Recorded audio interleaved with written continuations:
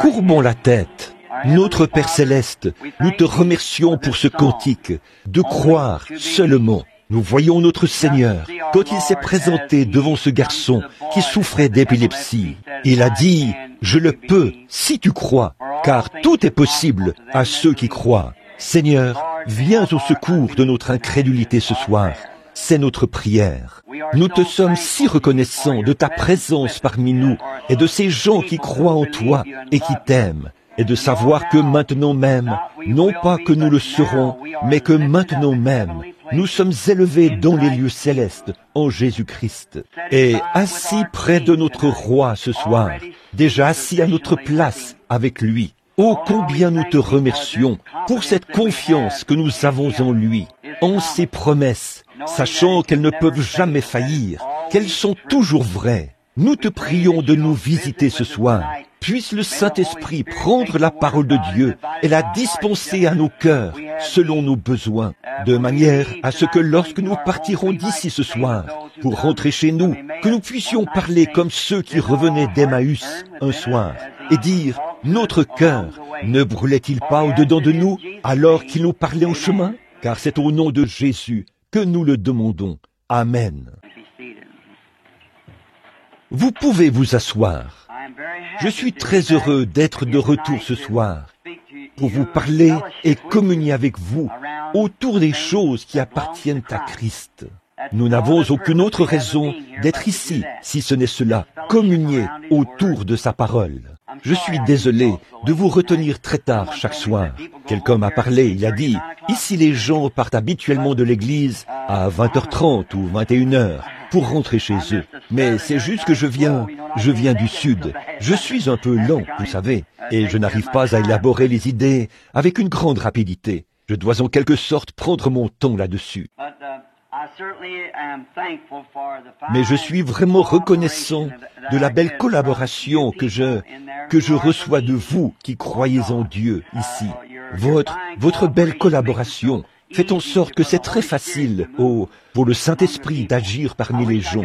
J'aimerais pouvoir trouver cela partout. C'est vrai, des endroits où on peut rencontrer des gens qui croient. Peu importe ce que Dieu fait, peu importe le don qu'il pourrait déployer, il faut que les gens y croient, vous voyez, parce que tant qu'on n'y croit pas, c'est sans effet. Une fois, Jésus est parti d'une autre contrée pour aller vers les siens. Ils ont dit, « Nous avons appris que tu as fait telle et telle chose à tel endroit, mais dans ce lieu-ci, il n'a pas pu faire beaucoup de miracles. » Bon, nous n'aimons pas le dire de cette manière, mais c'est de cette manière que le dit l'Écriture, qu'ils ils ne pouvaient pas faire beaucoup de miracles à cause de leur incrédulité. La puissance de Dieu opère dans les limites de votre foi en elle. Voyez, voilà la seule chose qui la limite, votre foi. Et si tout est possible à ceux qui croient en elle. Voyez, il y a dans le ciel un grand Dieu, et si seulement nous pouvons avoir un contact direct avec lui, tout est possible. Voyez, mais il nous faut entrer en contact avec lui,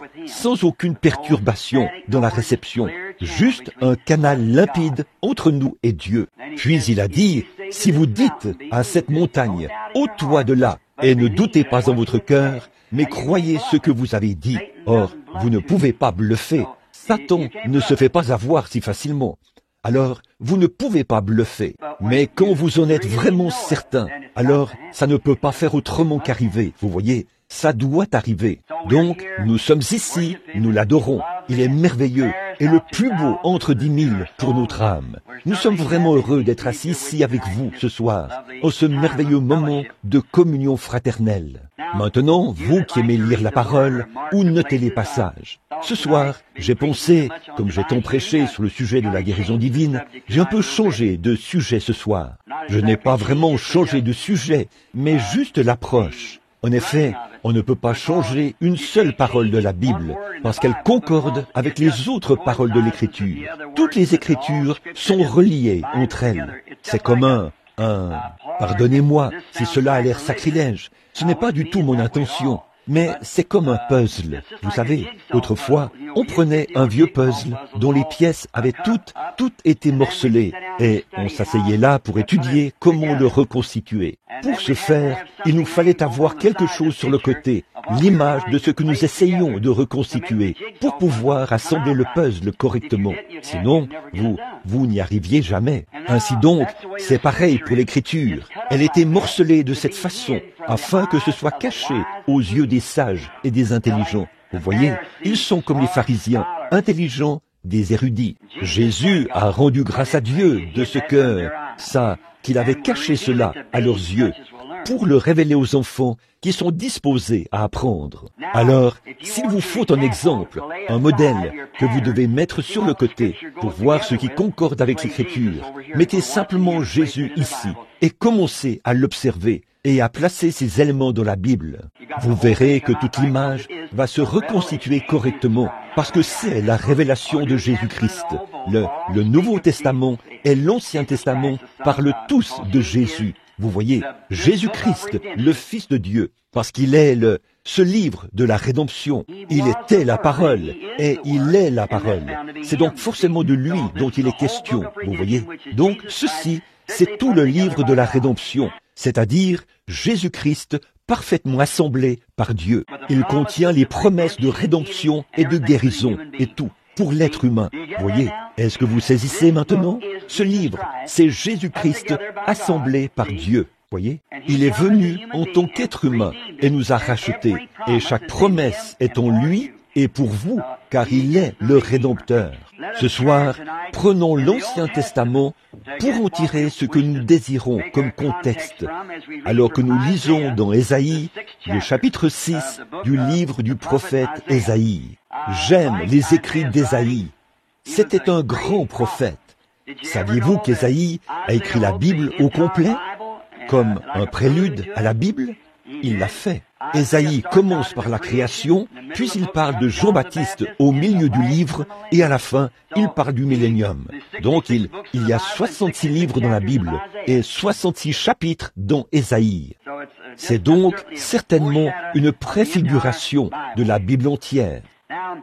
Maintenant, lisons au chapitre 6. L'année de la mort d'Ozias, je vis le Seigneur assis sur un trône très élevé, et les pans de sa robe remplissaient le temple. Et des séraphins se tenaient au-dessus de lui. Ils avaient chacun 6 ailes, 2 dont ils se couvraient la face, 2 dont ils se couvraient les pieds, et 2 dont ils se servaient pour voler. Ils criaient l'un à l'autre et disaient « Saint, Saint, Saint est l'Éternel des armées. Toute la terre est pleine de sa gloire. » Les portes furent ébranlées dans leurs fondements par la voix qui retentissait, et la maison se remplit de fumée. Alors je dis, malheur à moi, je suis perdu, car je suis un homme dont les lèvres sont impures. J'habite au milieu d'un peuple dont les lèvres sont impures. Et mes yeux ont vu le roi, l'Éternel des armées. Mais l'un des séraphins vola vers moi, tenant à la main une pierre ardente qu'il avait prise sur l'autel avec des pincettes. Il en toucha ma bouche et dit, « Ceci a touché tes lèvres. Ton iniquité est enlevée et tes péchés sont expiés. » J'entendis la voix de Dieu, la voix du Seigneur, disant, « Qui enverrai-je? Et qui va ou qui marchera pour nous? » Je répondis, « Me voici, envoie-moi. » J'aimerais prendre pour sujet, si on peut l'appeler ainsi, le sujet, l'influence. L'influence, c'est quelque chose d'important. Il nous est dit dans l'Écriture que nous sommes des lettres écrites et lues de tous les hommes. Et en tant que chrétiens, nous devrions toujours veiller à ce que nous faisons et à ce que nous disons, afin d'être parfaitement honnêtes avec chaque homme. Et vous, si vous ne pouvez pas être honnête avec vos semblables, vous ne serez certainement pas honnête avec Dieu. Donc, la manière dont nous servons Dieu, c'est la manière dont nous nous servons les uns les autres. L'honnêteté dont je ferai preuve envers vous, c'est la même honnêteté dont je ferai preuve envers Dieu. C'est la même chose pour vous par rapport à moi. Nous devons être honnêtes les uns avec les autres dans tous les aspects de nos relations. Et quelqu'un nous observe. Vous n'en êtes peut-être pas conscient, mais il y a des yeux qui vous surveillent. Et votre vie influence quelqu'un. C'est peut-être un petit enfant. Et cet enfant deviendra peut-être un autre Finney ou Moody, et ainsi de suite. Nous n'en savons rien, mais votre vie influence quelqu'un. Et le cadre que nous avons ce soir, c'est un cadre vraiment merveilleux sur ce sujet. Parce qu'en lisant ceci cet après-midi, alors que j'étudiais, je pensais combien Dieu est grand. Ce matin, alors que mon fils et moi nous promenions dans la rue, il y avait tellement de monde. Nous avons fait un tour à Times Square, parce qu'il était annoncé que ce sera démoli. Je pense que les travaux ont déjà commencé. J'étais donc là à regarder cela. Et nous prenions des photos. Et il y avait là des foules de gens. J'ai dit à mon fils, Billy, je lui ai dit, où vont-ils tous? Qu'est-ce qui presse tant? Les voilà plus bas, en train de courir. Et là, en train de courir. Et plus haut, en train de courir. Où s'en va tout ce monde? En se dépêchant comme ça. Alors que nous étions là, nous avons eu cette pensée. Comment est-ce possible à Dieu de connaître les pensées de chaque personne? Comment est-il possible, avec tous ces milliards de personnes qui sont sur la terre, que chaque fois qu'on cligne des yeux, Dieu le sache? Il est infini. Et si vous voulez vraiment le savoir et régler définitivement cette question, si jamais cela vous vient à l'esprit, sortez et levez les yeux pour observer les étoiles. Puis demandez-vous comment il les contrôle toutes. Alors, vous verrez que ce ne serait qu'une petite tâche pour lui. Alors que ces étoiles, on peut voir une distance de 120 millions d'années-lumière dans l'espace avec une longue vue. Vous connaissez la vitesse à laquelle la lumière voyage. Eh bien, on pourrait faire le tour de l'État de New York avec une rangée de 9. Et on n'arriverait pas à convertir cela en kilomètres. Et au-delà de cela, il y a tout autant d'étoiles que de ce côté-ci qu'on peut voir là-bas, au mont Palomar et au mont Wilson en Californie. Pensez à sa grandeur et au fait qu'il tient la Terre. Cette Terre, où si l'une de ces étoiles venait à changer de place, à des millions et des milliards de kilomètres plus loin, cela affecterait cette Terre. Tout le système solaire doit rester exactement à sa place. Et vous voyez, tout ce que Dieu a fait, comme ça, obéit à Dieu. Mais quand Dieu a fait l'homme, il semble que l'homme veuille en savoir plus que lui. Voyez-vous, nous sommes les seuls à ne pas être restés à notre place. Les autres restent à leur place. Ils doivent rester à leur place pour se coordonner les uns avec les autres. Par exemple, la Lune, si jamais la Lune quittait sa place, la Terre se remplirait d'eau en quelques instants. Vous voyez, la Lune est un peu comme le gardien de la mer. Il lui a mis des limites qu'elle ne peut pas franchir. Et quand la Lune se détourne de la Terre, voici la marée qui monte. Si la Lune ne retenait pas l'eau de l'autre côté, elle inonderait la Terre. Vous voyez, alors la Lune s'arrête et se retourne pour regarder de l'autre côté du monde. Et voici les eaux qui montent très vite. Puis la Lune se retourne de nouveau. Elle est la servante de Jéhovah. La mer s'arrête et retourne à sa place, parce qu'elle voit le parfait mouvement de Jéhovah. Oh, si seulement nous qui sommes dans l'Église, en tant que membres du corps de Christ, nous pouvions œuvrer en harmonie comme ça, vous verriez une grande et puissante Église du Dieu vivant, tous alignés ensemble, remplis du Saint-Esprit. Ne serait-ce pas merveilleux? Chaque membre du corps qui œuvre exactement à sa place, chaque don à sa place, chaque don qui en est d'un autre, chaque membre qui en est d'un autre, ce serait merveilleux. C'est ce que nous voulons voir, mais nous le verrons un jour, et ce sera très bien. Alors ce jeune homme, Osias, était le roi, mais avant qu'il ne devienne roi, il était roi pendant le règne d'Ésaïe, le prophète. Il était un berger. Il aimait la nature. Il avait une grande influence sur la vie d'Ésaïe. Ésaïe était lui aussi un jeune homme, un jeune prophète. Vous pouvez lire l'histoire si vous voulez prendre 2 Chroniques 26, où ce passage vous dira qu'à l'âge de 16 ans, après la mort de son père, un homme juste, il est devenu, on l'a pris pour l'établir roi d'Israël. Il a commencé à régner à l'âge de 16 ans. Il avait été influencé par ses parents. Sa mère était une femme pieuse et son père était un homme pieux. Il vivait cela devant lui. C'est cette manière d'être qui a influencé cet enfant et l'a incité à faire ce qui est juste. Je vous le dis, je pense qu'aujourd'hui, nous avons un grand taux de criminalité juvénile, d'un bout à l'autre du pays. Mais en réalité, je pense que tout ça a commencé dans le foyer. Je pense que les parents ont commencé à lâcher prise. Et si l'enfant avait été élevé dans un bon foyer pieux à l'ancienne mode, là je ne dis pas que ça réglerait toute la chose, certainement pas, mais il est certain que cela exercerait sur cet enfant la bonne influence. Je pense que bien des fois, ce sont des foyers où les enfants sont mal élevés, abandonnés à la rue, qui se débrouillent tout seuls pour vivre, pendant que leur mère passe tout son temps dans un bar, et leur père, et tout. Ils ne s'occupent pas de leur enfant. De plus, ils ne l'aiment pas et ils ne lui donnent l'affection qu'il faut pour l'élever. Il est jeune. Vous devez lui apprendre à aimer, à respecter et à lire la Bible.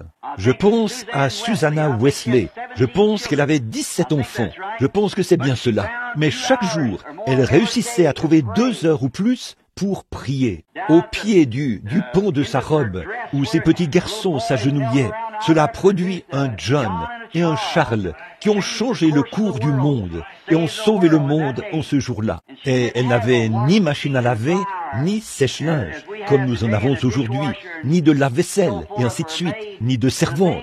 Ce qu'il en est, elle faisait tout elle-même, mais elle réussissait quand même à trouver du temps, parce qu'elle exerçait sur ses enfants une influence qui a fini par changer le cours du monde. Je pense que c'est ça, une mère à l'ancienne mode, un foyer à l'ancienne mode, où la prière et la compréhension de la Bible existent.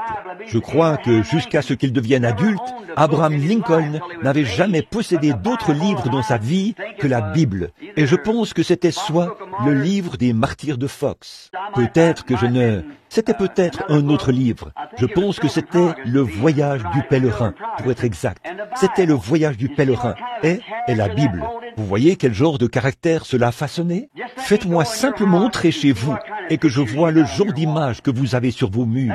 Faites-moi entrer chez vous ou dans votre bureau et que j'entende le genre de musique qui joue.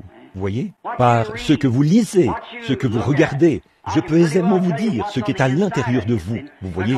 Parce que c'est de cela qu'il se nourrit. Vous voyez? Et pour un foyer, si nous rendions notre foyer plus agréable, les enfants n'auraient pas tendance à s'enfuir.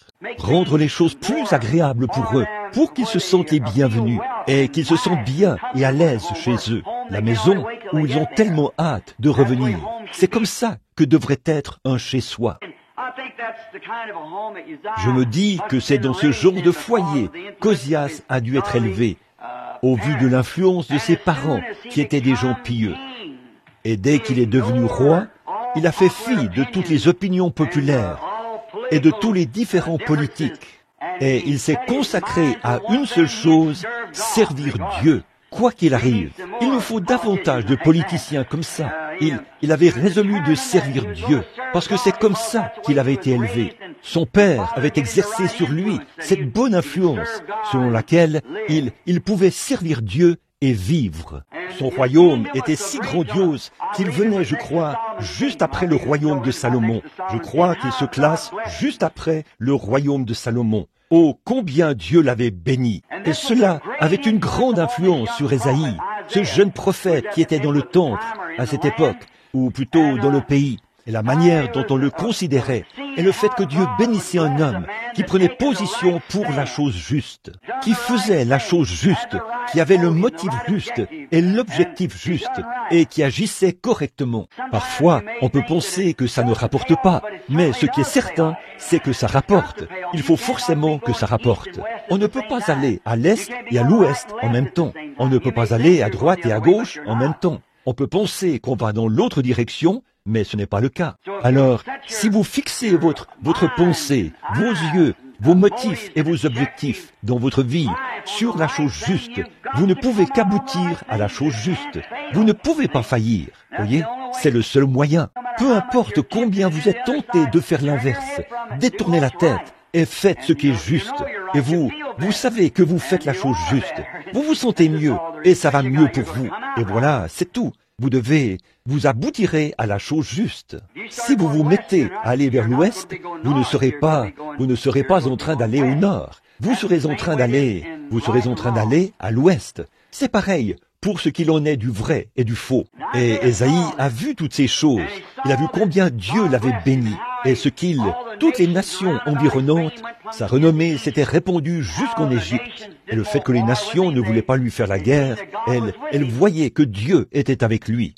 Alors elles lui envoyaient des offrandes de paix, des troupeaux de brebis et tout, pour les lui donner, afin que la paix règne. Et c'était un brave homme. Et je crois que si une nation, ou un peuple, ou une église, ou un individu, peu importe combien les critiqueurs vous critiquent, faites simplement la chose juste. Les gens auront du respect pour vous, au fond de leur cœur. Et j'ai vu que c'est la vérité. Voyez, soyez honnête et droit. Les gens respecteront cela. Et même s'ils sont dans l'erreur, ils respecteront quand même cela. Voyez-vous, parce que l'être humain, il est simplement comme ça. Nous sommes tous humains. Nous savons que le vrai et le faux existent. Et nous devons accepter cela. Et Osias vivait selon ses valeurs. Comme je l'ai dit, il exerçait une grande influence sur Ésaïe le prophète. Par la suite, Osias a commis cette erreur fatale, comme le font tant d'autres personnes. Quand il a eu un sentiment de sécurité, a eu le sentiment qu'il avait la main mise sur tout, son esprit s'est élevé. Il s'est enflé d'orgueil. Voilà donc un vrai exemple pour nous tous. Vous savez, c'est ça le problème. Je parle à des chrétiens et à des ministres, et je tiens à être honnête à ce sujet. Et c'est justement là que même beaucoup de ministres commettent une erreur. Nous avons tant de fois entendu parler des ministres, des actes qu'ils posent, et ces choses, certains d'entre eux qui font peut-être des choses qu'ils ne devraient pas faire. Je pense que parfois, ce sont de braves hommes, de merveilleux chrétiens qui ont été utilisés par le Seigneur, et ils finissent par construire un petit royaume autour d'eux, ou par avoir beaucoup d'influence. Beaucoup de gens assistent à leurs réunions, au point qu'ils deviennent négligents et s'enflent d'orgueil, en quelque sorte. Les gens les acclament et se lèvent, et nous ne devrions pas vraiment faire ça. Souvenez-vous, nous sommes tous, il n'y a personne d'important parmi nous. Nous sommes simplement tous des enfants de Dieu. Voyez-vous, Dieu a fait de certains d'entre nous une chose et des autres autre chose. Eh bien, il m'a créé avec un doigt et un œil, et ainsi de suite. Eh bien, nous devons nous apprécier les uns les autres et ne pas essayer de nous sentir importants. En fait, nous sommes tous reliés à un seul Dieu, vous voyez, et nous descendons tous d'un seul arbre. Voyez? Ainsi donc, bien des fois, nous constatons que les ministres en arrivent à un point où ils ont un peu un sentiment de sécurité. Ils continuent dans cette lancée, et avant longtemps, ils feront ce qu'ils ne devraient pas faire. Et nous savons que bien des fois, les hommes justes et bons en arrivent au point où ils ont trop d'activités sociales. Ils veulent aller à de grandes fêtes. Et avant longtemps, ils commandent un petit verre de temps en temps, et ils se laissent entraîner par le monde. Et je pense que c'est là le problème de nos églises aujourd'hui. Je pense que c'est là le problème de notre mouvement pentecôtiste. Maintenant, permettez-moi avant tout de dire ceci clairement. Voyez, vous m'entendez dire des choses au sujet de l'église pentecôtiste.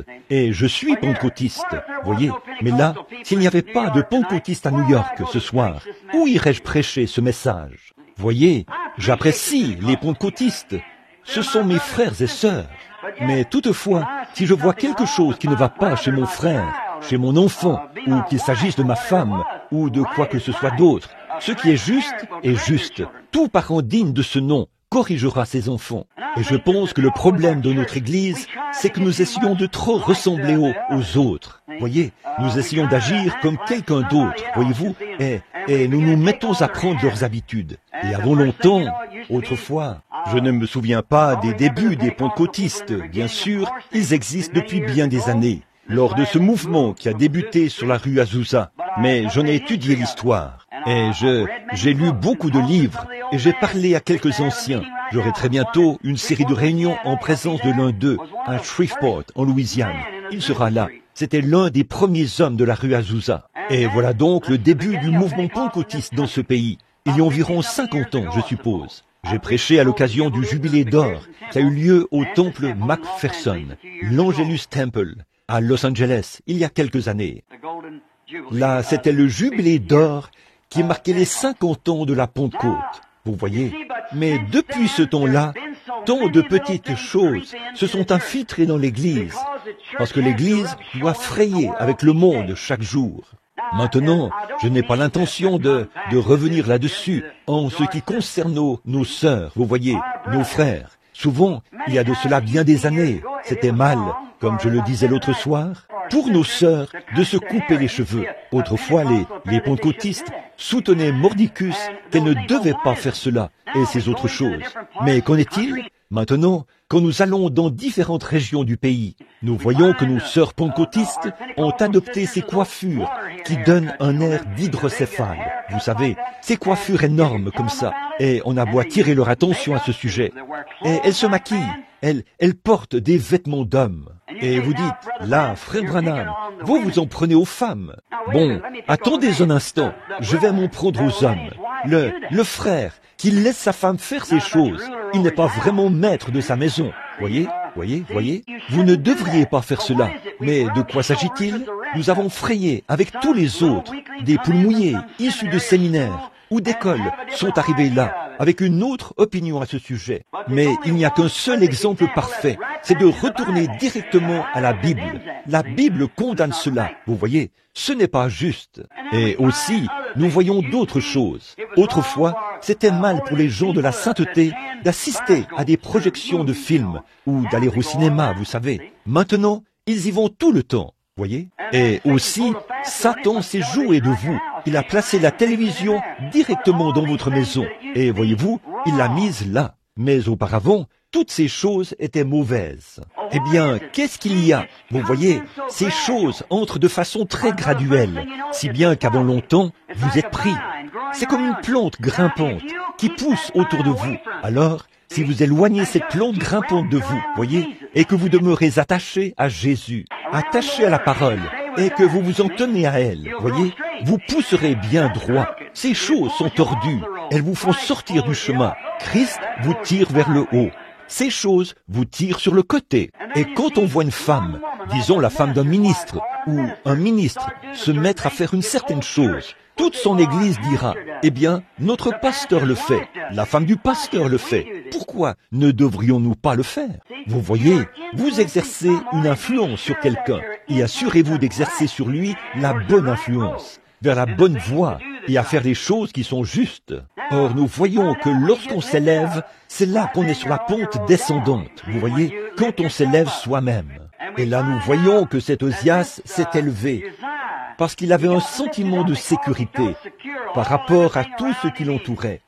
Il avait sa nation qui était bien gérée, et Dieu l'avait béni. Et il avait de grands vignobles, des troupeaux, des brebis, et des mines, et tout ce qui était source de richesse. Toutes les nations étaient en paix avec lui. Alors il s'est élevé au point de penser qu'il pouvait faire tout ce qu'il désirait. Il s'est enflé d'orgueil.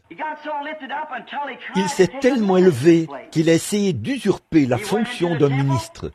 Il est entré dans le temple, a pris l'encensoir et est allé à l'autel.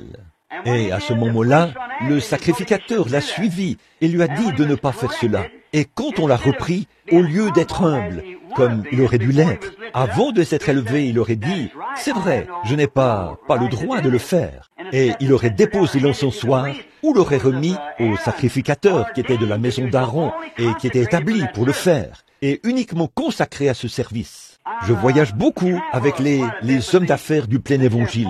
Bon nombre d'entre eux sont assis ici même en ce moment, et je dois prêcher à leur petit déjeuner, samedi matin, à, l'hôtel Statler, je crois. Ils ont dit qu'ils avaient déjà vendu 1700 billets pour le petit déjeuner. Donc, il n'y a pas longtemps, je parlais avec eux. Ils avaient fait monter sur l'estrade des hommes d'affaires, qui prenaient un sujet et prêchaient l'évangile. J'ai dit, c'est mal ça. Bien sûr que c'est mal. Nous avons déjà assez de difficultés, nous les prédicateurs, à garder cela d'aplomb. Encore moins un homme d'affaires qui n'a pas été destiné à ce genre de choses. Là, il va introduire des petites idées et tout. J'ai dit, vous ne devriez pas faire ça. N'essayez jamais de prendre la place de l'autre. Dieu a fait de vous une certaine chose. Tenez-vous-en à cela, certainement. Restez ce que vous êtes. N'essayez pas d'imiter une autre personne. C'est ce qui détruit toujours les dons que Dieu envoie au monde. Nous voyons tant d'imitations charnelles, et nous voyons des gens qui essayent de copier les autres, comme ce qu'on disait des dames ministres du temps où Madame Macpherson était vivante. Toutes les femmes ministres portaient ses ailes, comme elle le faisait, ou quelle que soit cette chose, et tenaient leur Bible comme elle. Tout ce qu'elle faisait, elle le faisait. Nous remarquons que nous avons tant de Billy Graham aujourd'hui, mais voyez-vous, Dieu a créé un seul et unique Billy Graham. C'est tout. Et vous êtes tout aussi important que Billy Graham, Oral Roberts, ou n'importe lequel de ces hommes célèbres. Vous êtes tout aussi important jusqu'à ce que vous sortiez de votre position. Et là, vous ne valez plus rien du tout. Vous devenez un obstacle pour ces hommes, et vous devenez un obstacle pour vous-même, et pour le royaume de Dieu. Restez à votre place, voyez, restez comme Dieu vous a fait, vous voyez, et là, vous pourrez remplir votre rôle correctement. C'est comme Paul. Ça, ce n'est pas quelque chose de nouveau. Paul a enseigné la même chose. Il a dit, si la main disait à l'œil, parce que je ne suis pas l'œil, ou si l'oreille disait au nez, je ne serai plus une oreille, parce que je ne suis pas le nez, ou quelque chose comme ça. Vous ne pouvez pas faire cela. Vous voyez, tout cela forme un assemblage, bien ajusté, et fonctionne comme un seul grand ensemble. Et nous ne devons pas essayer d'imiter qui que ce soit. Soyez simplement ce que vous êtes. Vous voyez, et c'est comme ça que Dieu vous a fait. Vous ne vous êtes jamais façonné vous-même. Et souvenez-vous, même si nous, les ministres, nous aimerions prendre la place de Billy Graham, nous ne pouvons pas le faire. Et Billy Graham ne peut pas non plus prendre notre place. Vous voyez, chacun de nous a quelque chose à faire. L'homme ordinaire, qui est peut-être concierge ici, ou la petite femme qui est peut-être ménagère, le plus grand ministre sur la face de la terre aujourd'hui ne pourrait pas prendre votre place. Vous, c'est dans un but que Dieu a fait de vous ce que vous êtes. Et vous servez Dieu de la façon dont il vous a fait. Voyez, et je pense que si nous faisions simplement cela, les roues tourneraient beaucoup plus facilement. Oui, elles le feraient, si nous faisions cela, et si nous ne cherchions pas à nous élever. Et nous voyons qu'au lieu de... Quand quelqu'un dit quelque chose à quelqu'un, selon les Écritures, et que nous voyons que c'est vrai, au lieu d'essayer de nous humilier, de dire simplement, eh bien là, je me suis trompé, pardonnez-moi, je ne voulais pas, je ne le savais pas, je vais arrêter de le faire.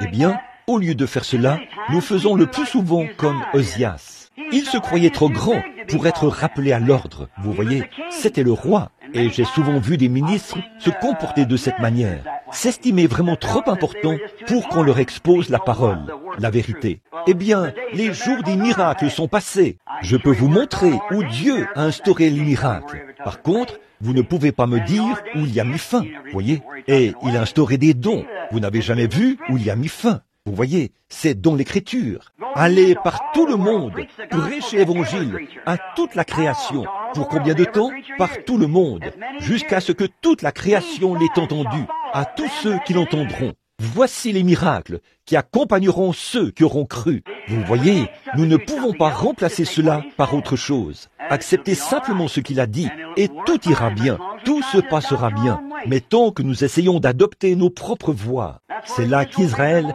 a commis son erreur la plus irréfléchie, alors que la grâce leur avait fourni une colonne de feu, un ange, un sacrifice, qu'elle les avait délivrés, leur avait envoyé un prophète, leur avait envoyé une colonne de feu pour les accompagner et pour conduire le prophète sur le chemin. Et là, dans Exode, chapitre 19, quand ils en sont arrivés au point où ils ont pris la loi au lieu de la grâce, ils ont fait la chose la plus irréfléchie qu'ils aient jamais faite, voyez? Mais ils voulaient quelque chose qu'ils pouvaient faire eux-mêmes. C'est comme ça que nous sommes. Il nous faut obtenir notre doctorat. Et si vous ne l'avez pas, vous ne pouvez pas entrer dans l'Église. C'est tout. Donc, et nous devons étudier la chose et voir si ça vient de Dieu. Maintenant, nous voyons qu'Osias s'est élevé et il a décidé d'aller de l'avant malgré tout. Il a pris l'encensoir et s'est avancé.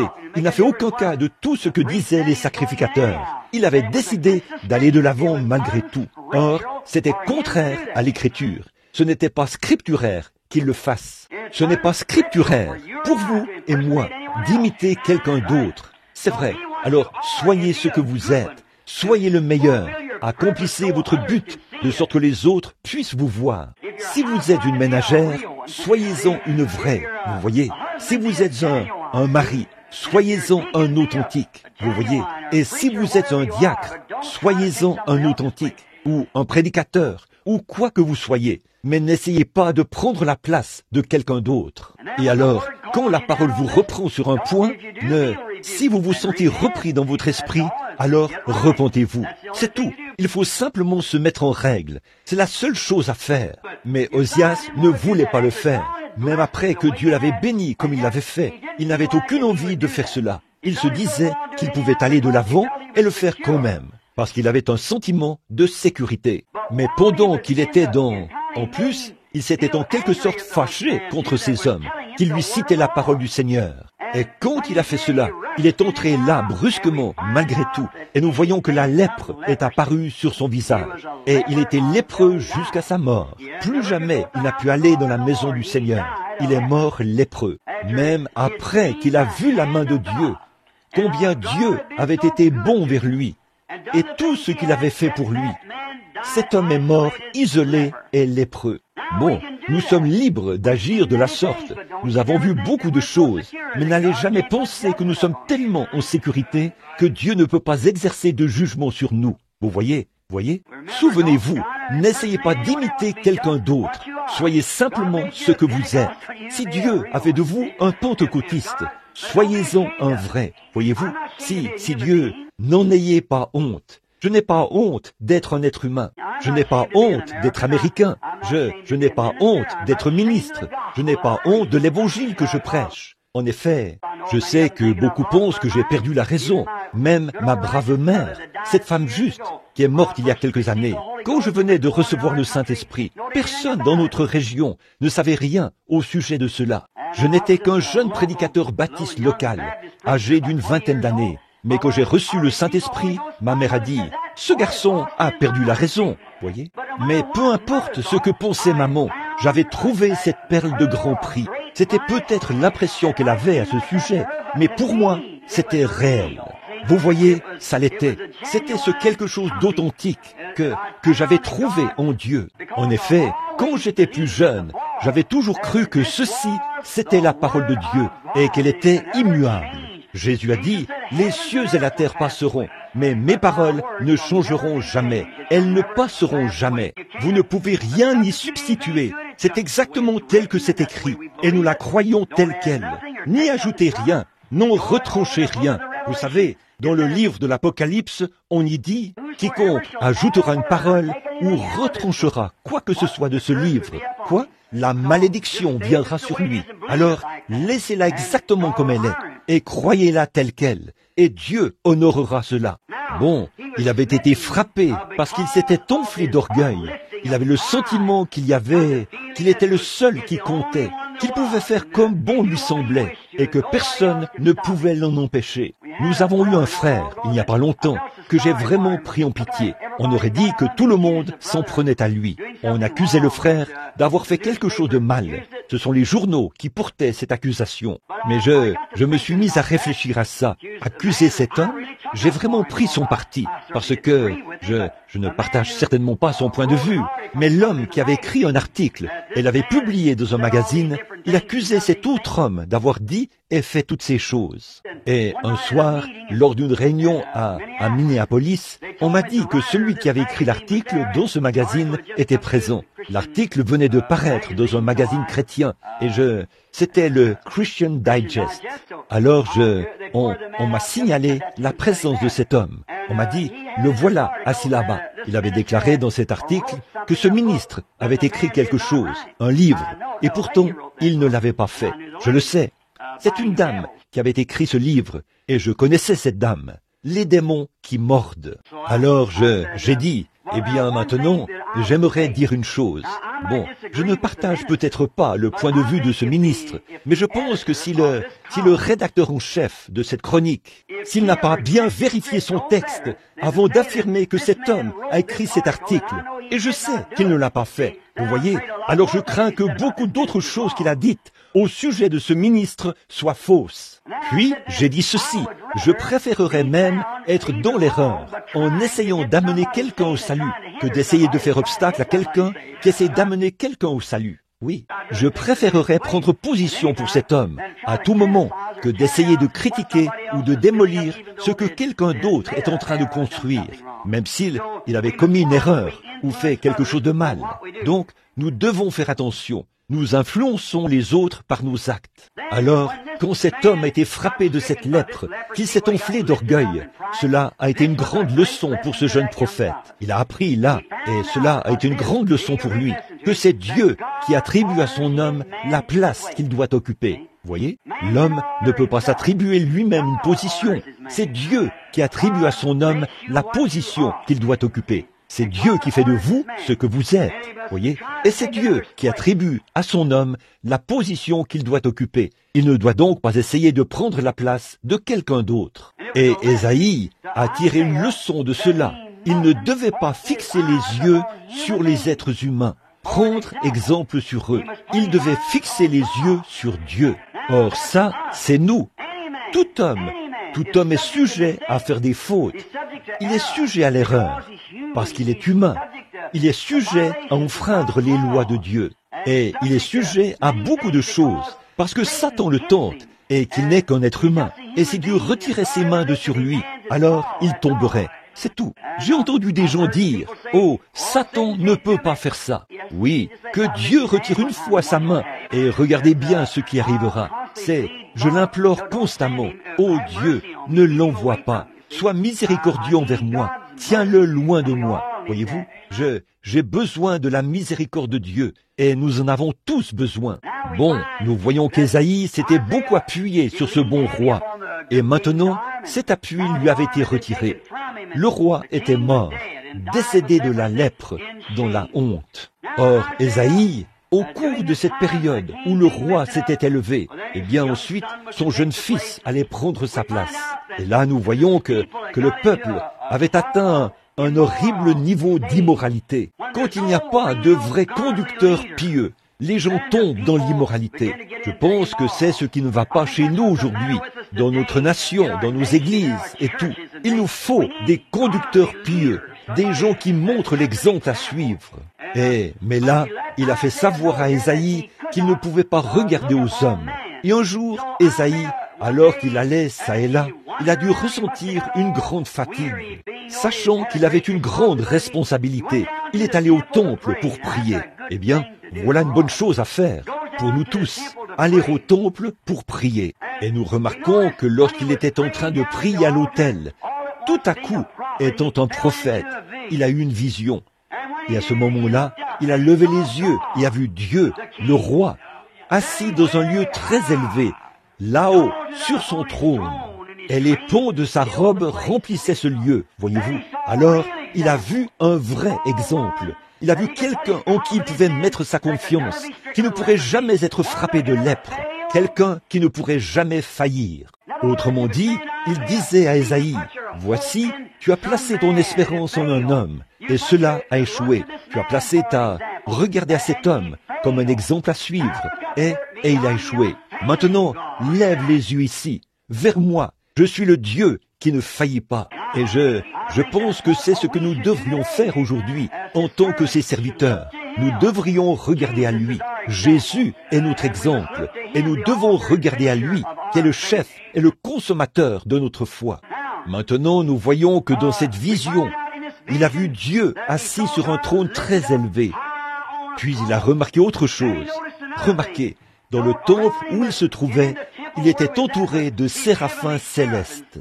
Si vous cherchez ce mot, je pense qu'il ne paraît qu'une ou deux fois dans la Bible. Ce ne sont pas des chérubins, mais ils viennent après les chérubins. C'est en quelque sorte un être angélique. Pourtant, ce n'est pas un ange, et c'est un ange, mais c'est une personne spéciale.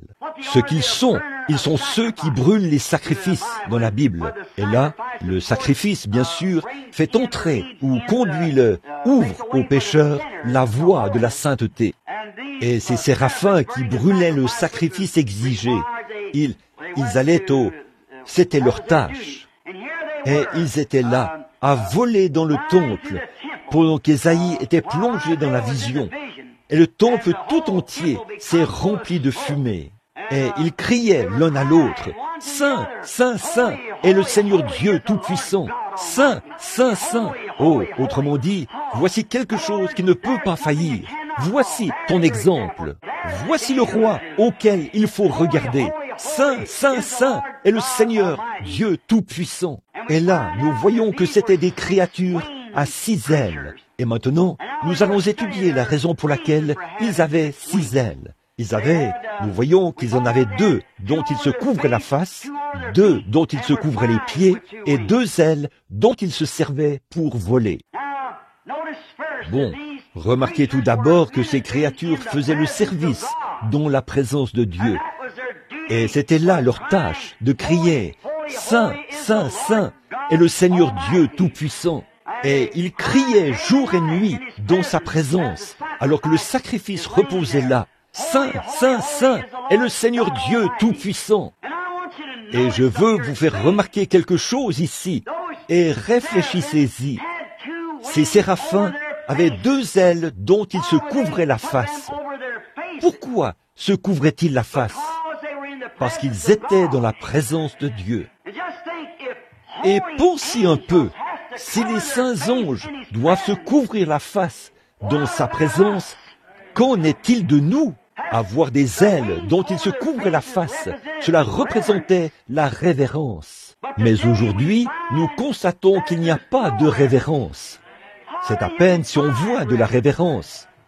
Les gens n'ont aucun respect pour Dieu. Ils se tiennent là et chantent « Que Dieu bénisse l'Amérique » dans un bar. C'est terrible, la façon dont ils se conduisent. Aujourd'hui, je suis allé quelque part pour m'offrir un sandwich. Et la petite dame, je ne suis pas en train de faire des remarques à son sujet, mais je pensais qu'elle se mourait. On aurait dit que le dessous de ses yeux était en état de décomposition. Elle avait du bleu partout.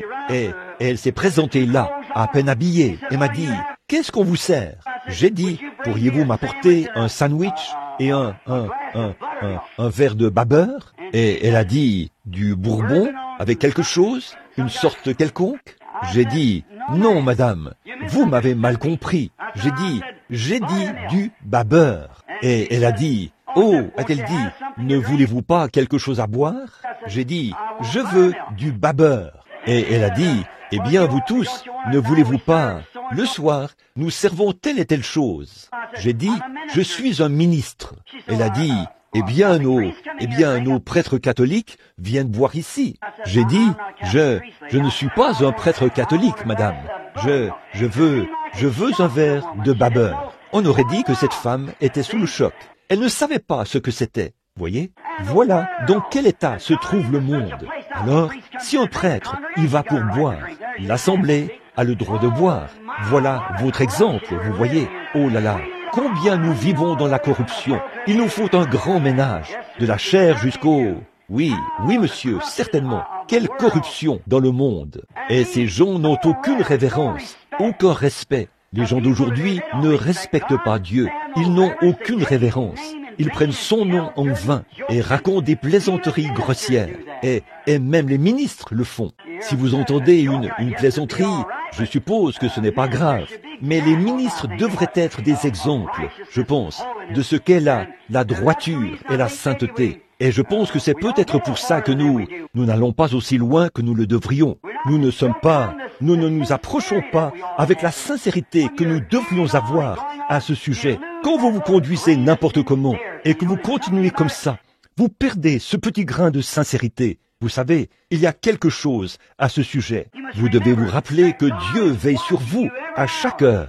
Il veille sur vous pendant que vous dormez. Bon, je pense que la raison pour laquelle les gens font ces choses, c'est qu'ils ne sont pas conscients de sa présence. Vous voyez, mais il est quand même là, que vous pensiez qu'il est là ou pas. Il voit chaque regard que vous posez et chaque geste que vous faites.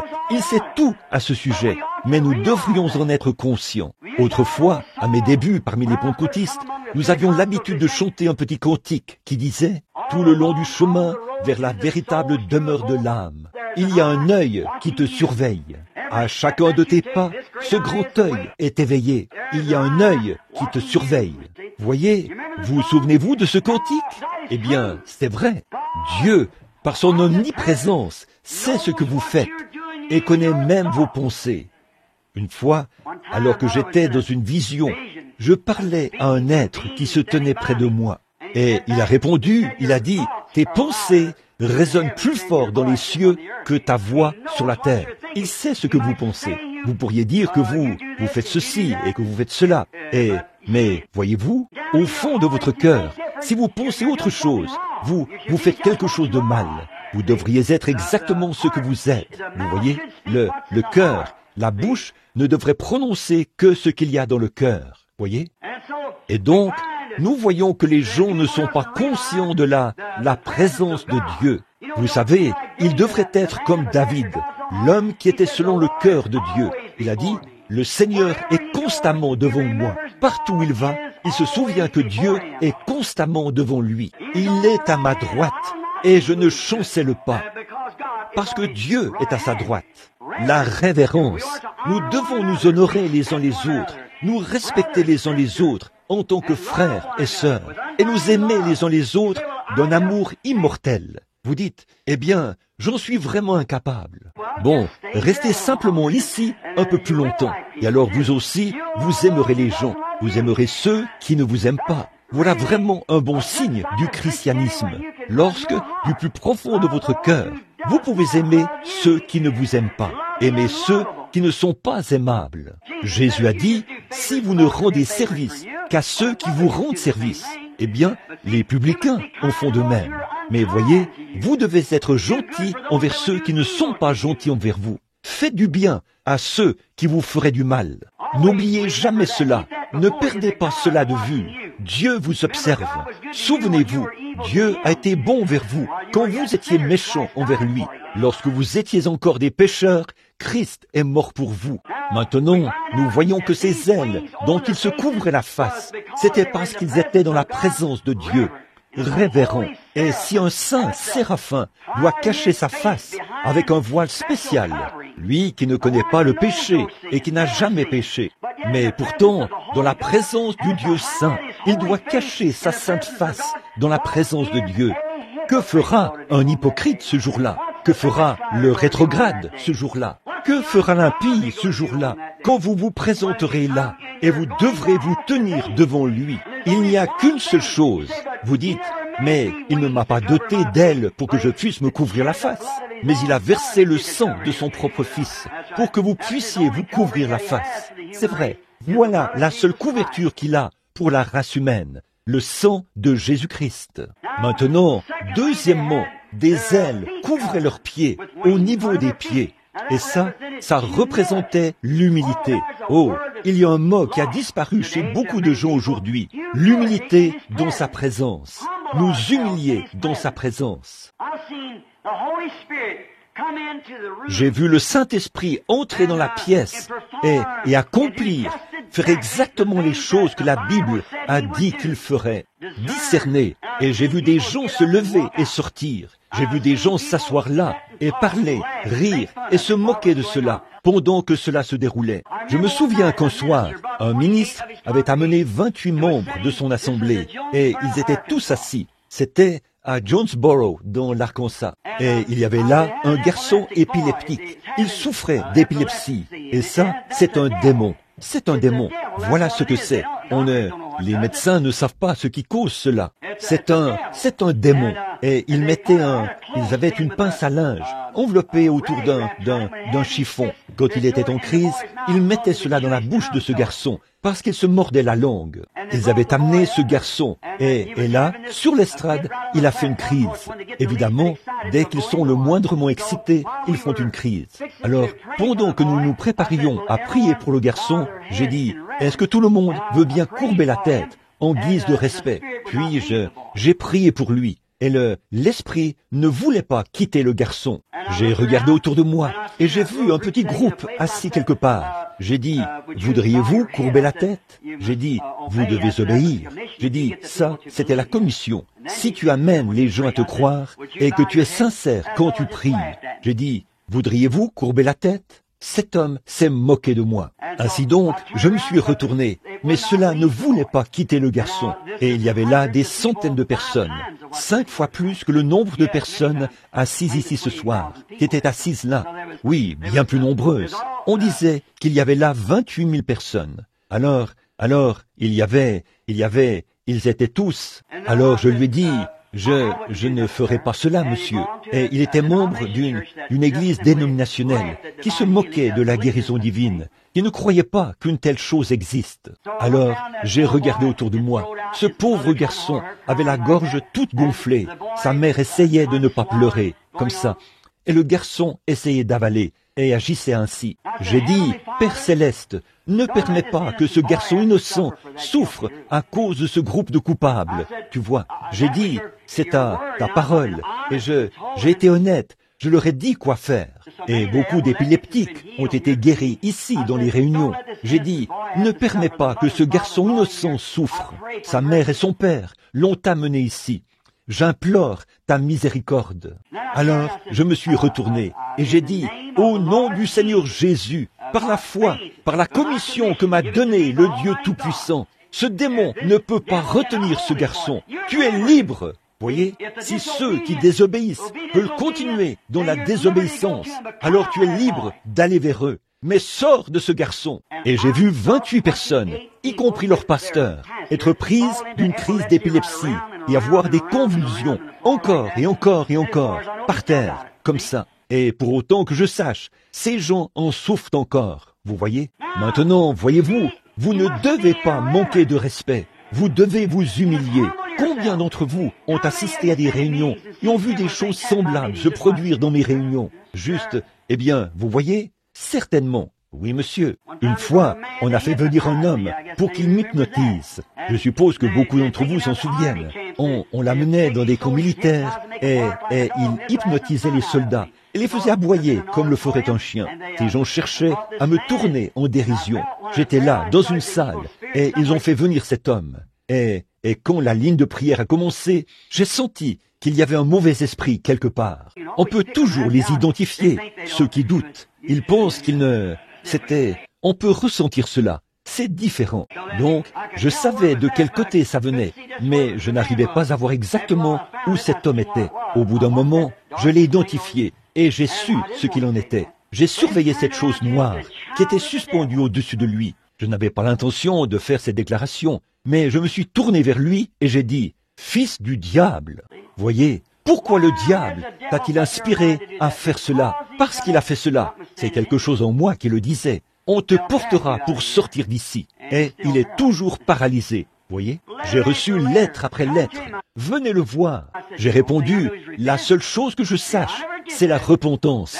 Vous voyez, ce n'est pas moi qui ai fait cela. C'était à cause de votre manque de respect envers Dieu. Voyez, ne faites donc pas cela. Nous vivons des temps où les gens se disent que cette sainteté devant Dieu n'est qu'un genre de faux semblant, ou qu'il s'agit d'un genre de bond d'ignorants, un genre de secte, ou de clan, ou quelque chose comme ça.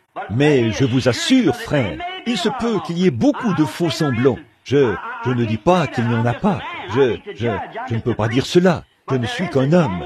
Je ne suis pas là pour juger. Je suis là pour prêcher. Mais il y a un authentique Saint-Esprit, une authentique puissance apostolique du Saint-Esprit. Dans les pays étrangers, des sorciers guérisseurs et autres, des démons se lèvent pour lancer des défis. Oh, si seulement je m'écarterais de mon sujet, si je me mettais à vous parler de ces choses. Et qu'est-ce qui arrive? Le Saint-Esprit, pas une seule fois, je ne l'ai vu manquer de le faire. Il le fera chaque fois. Alors, remarquez qu'il avait des ailes dont il se couvrait les pieds en signe d'humilité. Nous n'aimons pas nous rabaisser. Nous aimons croire que nous sommes quelqu'un. Je me rappelle avoir visité un petit musée il n'y a pas longtemps. Et ils avaient exposé l'analyse de la valeur des éléments chimiques du corps d'un homme de 70 kilos. Je crois que la valeur des éléments chimiques de son corps, c'était 84 cents. Pour un homme de 70 kilos, il avait du calcium et juste assez de chaud pour peut-être asperger le nid d'une poule et tout. C'est à peu près tout ce qu'il avait en lui, alors qu'il pesait 84 kilos, ou je veux dire 84 cents, alors qu'il pesait 70 kilos. Il y avait là deux jeunes hommes qui regardaient ça aussi.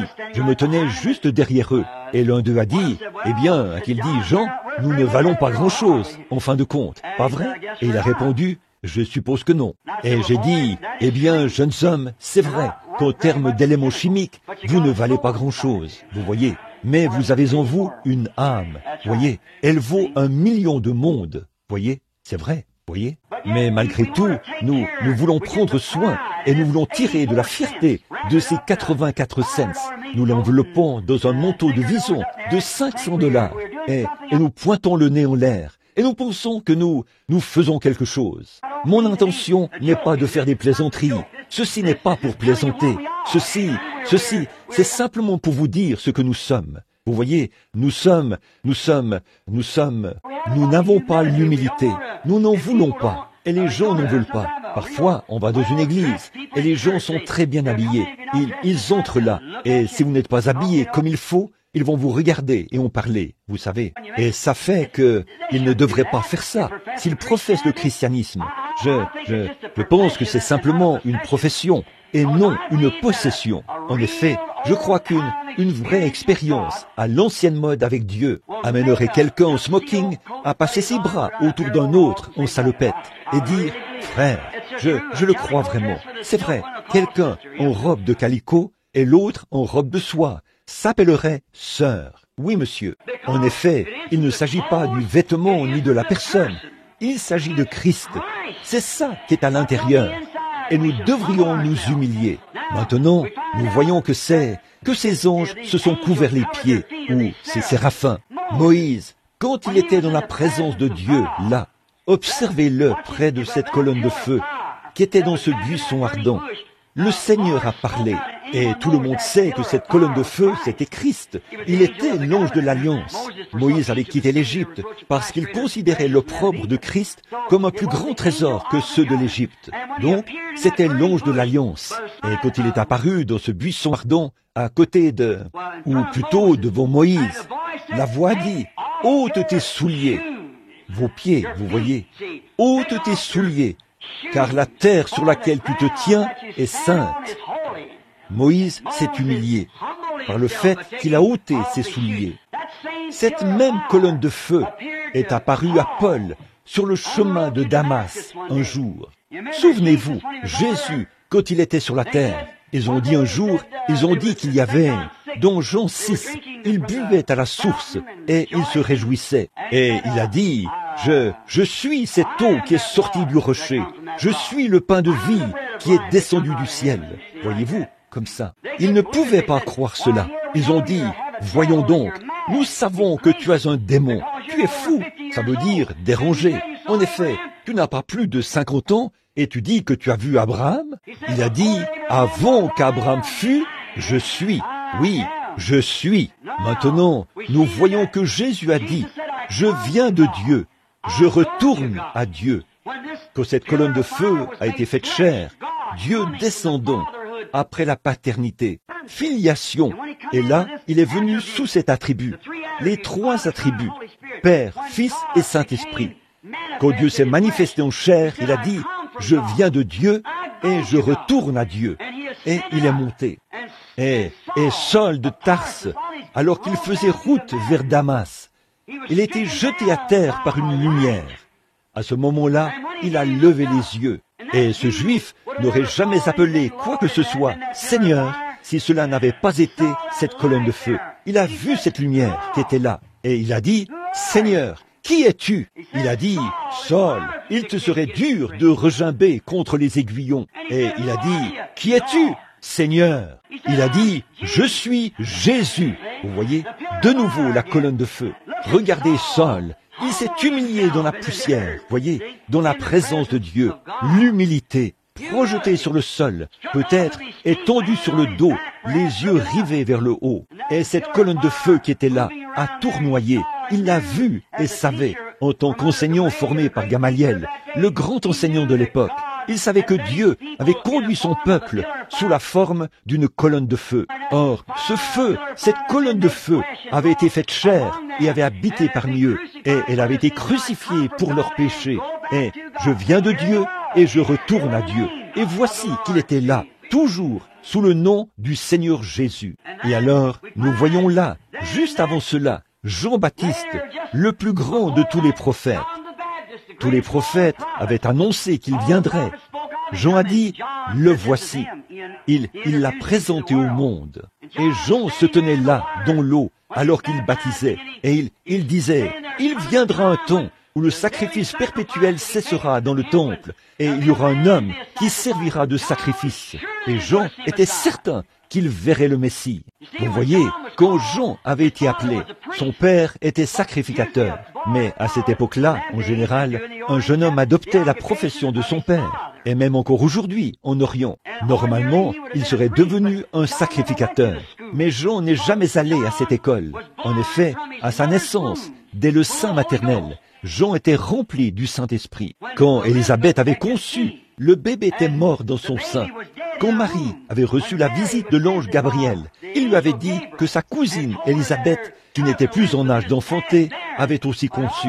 Et Marie a couru à sa rencontre. Elle s'était cachée. Elle s'inquiétait de ce que le bébé n'avait pas bougé depuis 6 mois, ce qui était anormal. Alors, quand elle a vu venir Marie, elle est allée à sa rencontre et elle l'a serrée dans ses bras. Puis elle a dit, elle s'est mise à parler et elle a dit, je sais qu'elle sera mère. Elle a dit, oui, moi aussi, je serai mère. Oh, je suppose que Joseph et toi êtes mariés. Non, non, nous ne sommes pas encore mariés. Et tu vas devenir mère? Oui, le Saint-Esprit m'a couvert de son ombre, et il a dit que cette chose sainte qui naîtrait de moi, en moi, serait le Fils de Dieu, et je devais lui donner le nom de Jésus. Et dès que ce mot, Jésus, a été prononcé pour la première fois par des lèvres humaines, un bébé qui n'avait encore jamais eu de vie en lui a reçu la vie dans le sein de sa mère, et il s'est mis à sauter de joie. Et si le nom de Jésus-Christ peut redonner la vie à un bébé mort, qu'est-ce que cela devrait faire à une église née de nouveau et qui prétend être remplie du Saint-Esprit? Voyez, maintenant, quel genre de jeune homme devrait-il être? Il devait annoncer le Messie qui viendrait.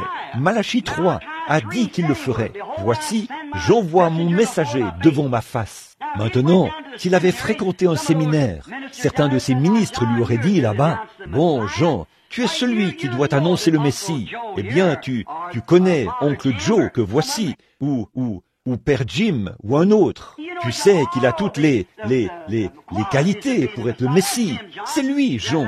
Cela, voyez, il aurait été influencé par un homme.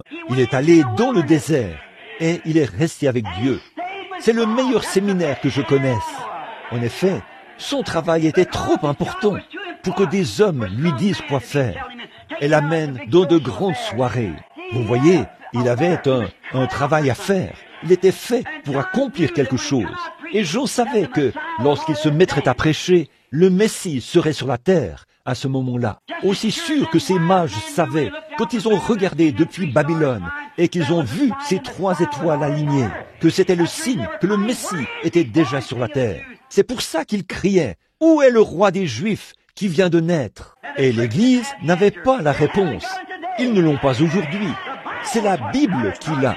C'est la parole de Dieu qui l'a. C'est vrai. Nous voyons en somme que Jean devait annoncer le Messie. Et il avait Ce n'est que par un signe qu'il pourrait reconnaître ce Messie. C'est de cette manière qu'il a reconnu le Messie. C'est le seul moyen pour Dieu de se faire connaître, par un signe scripturaire. Et il observait. Il s'est tenu là et a dit, on lui a demandé, es-tu le Messie? Il a dit, non, je ne suis même pas digne de toucher ses souliers. Il a dit, mais il est quelqu'un, il y a quelqu'un au milieu de vous. Oh là là, ne pensez pas que je suis excité. Je sais où j'en suis. Non, mais ça fait du bien que je me mette à penser à ça. Vous voyez, il y a quelqu'un au milieu de vous. Et c'est ce que je dis ce soir. Il y a quelqu'un au milieu de vous. C'est le glorieux Saint-Esprit qui est promis d'être déversé au dernier jour. Je vois constamment son signe et je sais qu'il est le Messie parce qu'il accomplit encore le signe du Messie.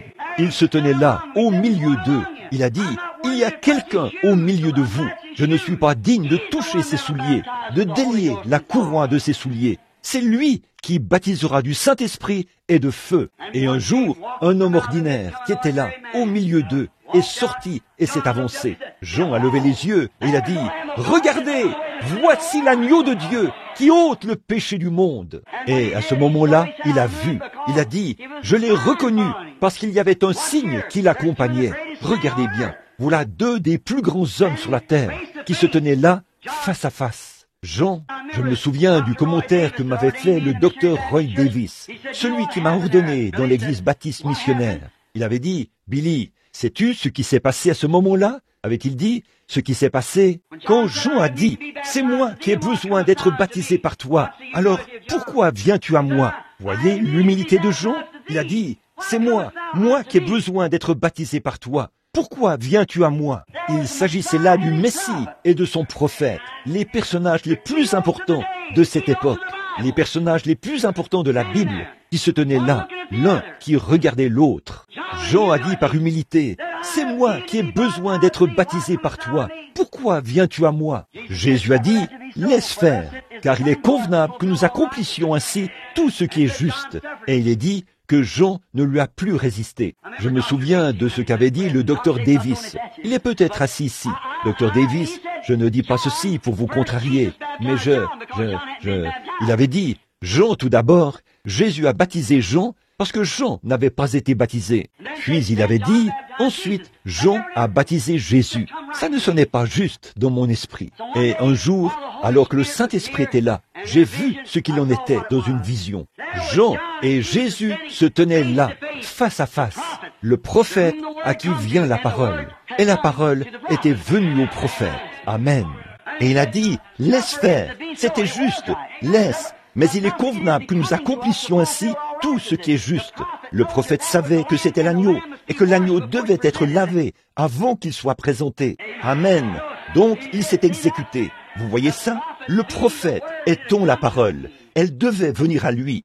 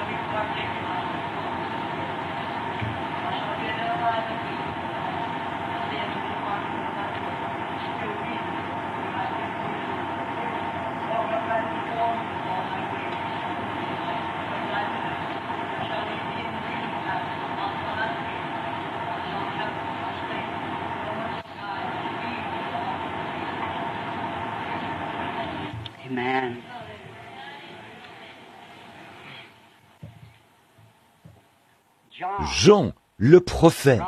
La parole vient à son prophète. Vous voyez? Et la parole est venue exactement au prophète. Il est convenable. Ça dit qu'il est de notre devoir, ce qui signifie qu'il est convenable que nous accomplissions tout ce qui est juste. Oh, je pourrais laisser de côté mon sujet un instant pour montrer combien il est convenable pour nous d'accomplir tout ce qui est juste. C'est maintenant l'heure. Quelque chose. Nous devons accomplir tout ce qui est juste. Nous savons ce qu'il faut faire. Vous voyez, nous devrions le faire, c'est vrai, croire de tout notre cœur. Remarquez, alors nous voyons que Jean s'est humilié dans la présence de Dieu. Ce qu'il vous faut, les amis, mon frère, ma sœur et mes amis, c'est d'être conscient de votre petitesse. Voyez, ne soyez pas conscient de votre grandeur, soyez conscient de votre petitesse. Vous êtes tout petit. C'est notre cas à tous. Dieu peut tout faire sans nous, mais nous ne pouvons rien faire sans lui. Voyez, nous ne pouvons rien faire sans lui, mais il peut tout faire sans nous. Dieu cherche à trouver une seule personne qu'il peut avoir dans ses mains. C'est ce qu'il a toujours cherché à faire. Remarquez, tout au long de la Bible, quand il a trouvé un Ésaïe, quand il a trouvé un Jérémie, puis un jour, il a trouvé Samson. Cependant, Samson a donné sa force à Dieu, mais il a donné son cœur à Delilah. Voyez, vous devez donner à Dieu tout ce que vous êtes, votre révérence, votre respect, votre être entier. Ne soyez rien. Prenez simplement conscience de votre petitesse. Et c'est ce que Dieu veut que nous fassions. Ça, c'est la vraie humilité. C'est ainsi que se conduisent ces séraphins dans sa présence. Voyez-vous, ils ont la face couverte par respect, leurs pieds par humilité. Bon, troisièmement, ils pouvaient voler. Ils avaient 2 ailes pour passer à l'action. Ici, Dieu montre à son prophète le genre de serviteur qu'il a préparé. Un homme respectueux, humble et actif. Ça, vous voyez, c'est un vrai serviteur de Dieu. Quelqu'un qui regarde à lui. Il regardait à Ézéchias, qui s'était élevé et qui est tombé à cause de l'orgueil. Mais un serviteur, ces serviteurs qui se tiennent devant lui, sont respectueux, humbles et actifs. C'est ainsi que devraient être revêtus ces serviteurs, revêtus de respect, d'humilité et constamment occupés aux affaires du Père. Oui, monsieur, respectueux, humble, actif. Exactement comme la petite femme au puits dont nous avons parlé l'autre soir. Or, elle était une petite semence prédestinée, reposant dans son cœur. Et dès que cette lumière a brillé là-dessus, et qu'elle a vu que c'était le Messie, il ne lui a pas fallu longtemps pour passer à l'action. Elle a même oublié la cruche d'eau qu'elle avait à la main. Voilà, avec quelle rapidité elle est passée à l'action. Il fallait qu'elle le dise aux gens. Il fallait qu'elle le dise à quelqu'un d'autre, parce qu'elle était certaine d'avoir trouvé le Messie. Elle est allée dans la ville, elle est rapidement passée à l'action pour l'annoncer aux gens. C'était Pierre, alors qu'il avait pêché toute la nuit, et il était assis sur la rive ce matin-là. Après cela, Jésus empruntait sa barque, s'est éloigné un peu de la rive, et s'est mis à prêcher aux gens. Puis, il a dit à Simon, « Avance en pleine eau, et jetez vos filets pour pêcher. Jetez-les. » Eh bien, Simon a dit, « Je suis pêcheur. Je sais quand la lune et les signes sont bons. Je sais quand les poissons affluent. Je suis né ici, sur ce lac. J'ai pêché toute la nuit et je n'ai même pas pris un verron. Je n'ai rien pris. » Il a dit, « Il n'y a pas de poisson là-dedans, mais sur ta parole, voilà, je jetterai le filet. » Oh, vous pourriez... Nous ne pouvons pas comprendre ces choses. Dieu dépasse toute compréhension. On doit croire cela. Vous voyez, on ne connaît pas Dieu par la connaissance, ni par l'instruction. On le connaît par la foi, et uniquement par la foi. Sur ta parole. Je sais qu'il n'y a pas de poisson à cet endroit, mais ta parole. Si tu dis, jetez le filet, il y a des poissons à cet endroit. La foi les mettra là. C'est tout. Je vais jeter le filet. S'il y a des gens ici qui sont malades et qui ont besoin que Dieu les aide, si vous dites, je suis passé dans toutes les lignes de prière, j'ai tout fait, mais sur ta parole, je vais jeter le filet. Je vais m'avancer tout de suite et je vais recevoir cela. Je crois que je suis dans sa présence et reconnaissez cela avec humilité, sincérité et respect. Jetez le filet, saisissez cela. Dieu l'a dit. Alors, il en est forcément ainsi.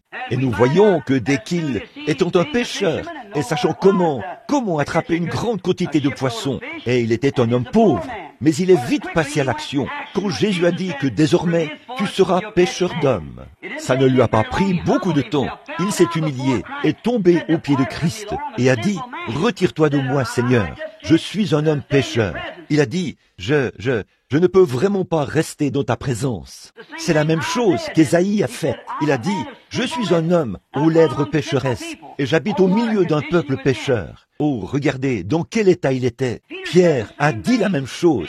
Il s'est humilié et s'est prosterné, la face contre terre, et a demandé au Seigneur de se retirer de lui. Il a dit « Ne crains pas, Pierre, désormais tu seras un pêcheur d'hommes. » Et il est passé à l'action tout de suite. Un jour, un aveugle a été guéri par Jésus. Il ne lui a pas fallu beaucoup de temps pour passer à l'action. Il est passé à l'action et s'est mis à répandre sa renommée partout. Quelqu'un est venu lui demander, « Eh bien, qui t'a guéri ?» C'est le sacrificateur qui le lui a demandé. Il lui a dit qui l'avait guéri. Ils ont d'abord demandé à son père et à sa mère. Et sa mère a dit, eh bien là, ils avaient peur.